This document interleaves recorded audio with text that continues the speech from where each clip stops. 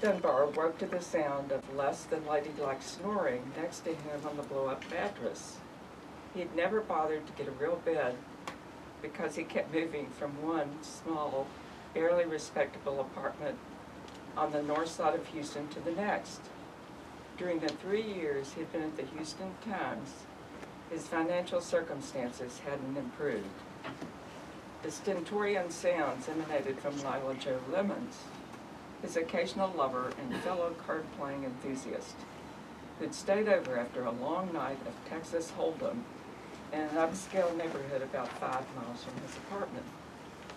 High-stakes poker was illegal in Texas, but underground games flourished in Houston, mostly in private homes away from police scrutiny. It hadn't taken Travis long to find games, and Lila Jo was much more connected than he was.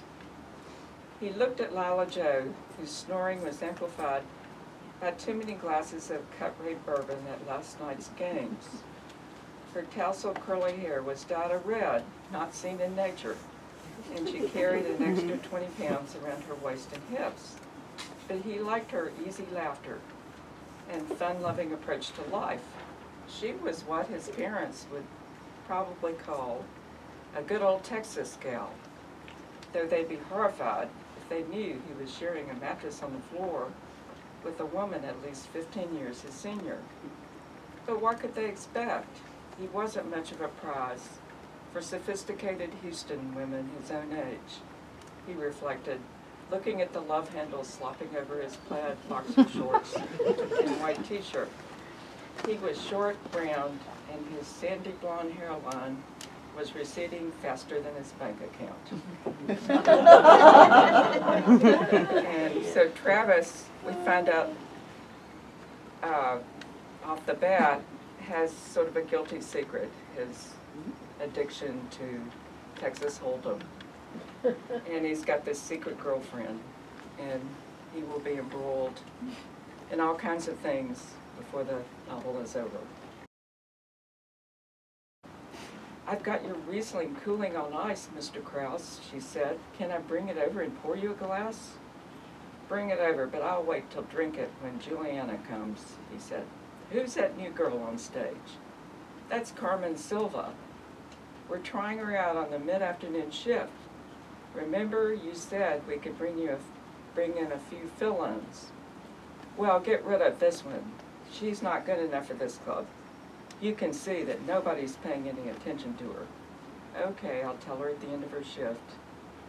She left quickly, and Krause watched the woman on stage perform what would be her last number, writhing a little too athletically to an oldie, Bruce Springsteen's Dancing in the Dark. She had long wavy hair and a pouty red mouth, but those attributes were offset by chunky legs and lead-footed dancing.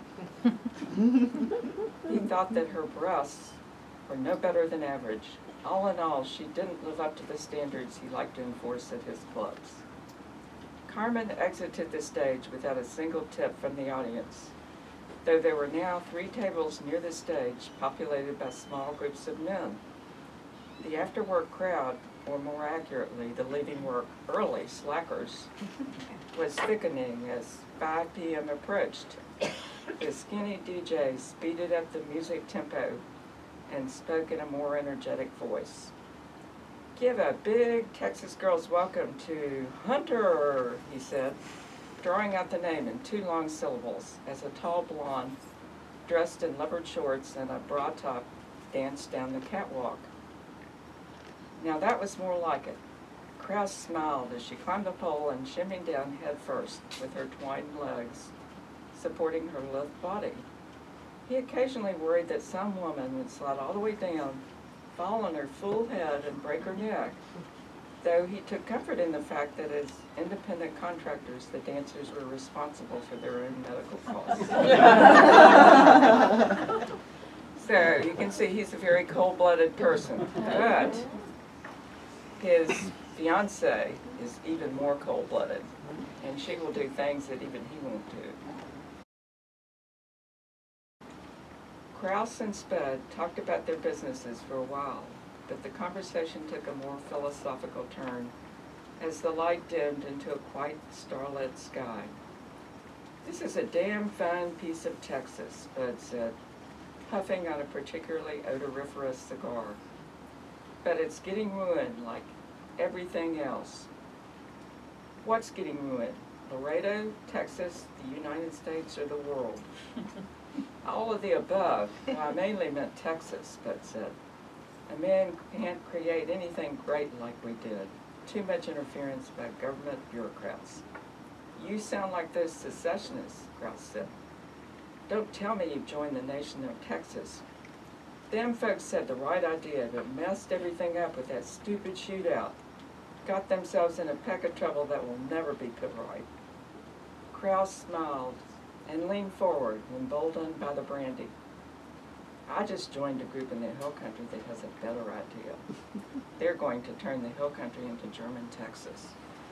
"German Texas? What the hell is that?" "You know, the Hill Country is the prettiest part of Texas," Krause said. "It's always been underdeveloped."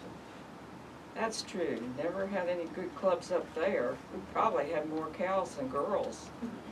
"That's going to change," Krause said. "If we get our way, we can make it a huge tourist attraction, kind of like a Vegas in Texas." Spud reacted with one of his odd outbursts. His entire body shook with soundless paroxysms, followed by cascades of braying laughter. Krause found it irritating and kind of scary, but didn't say anything. "Are you smoking the peyote again?" Spud said. "Vegas in Texas ain't going to happen." "It'll be better than Vegas," Krause said. "You'll see. You and I could go together and create something big. Clubs, gambling ranches, all kinds of German-themed stuff will be up for grabs." "Do your German Texas buddies know about your Vegas dreams? Bet they're counting on cute little alpine villages, not strip clubs." "Maybe, but they'll see it my way," Krause said. "Money talks." Jarvis leaned back in his chair, puffed on his cigar, and looked at the stars. Krause thought Spud had gone to sleep before he finally spoke. "You're still young enough for big dreams, but I'll stay here and enjoy my piece of Texas until it's spoilt."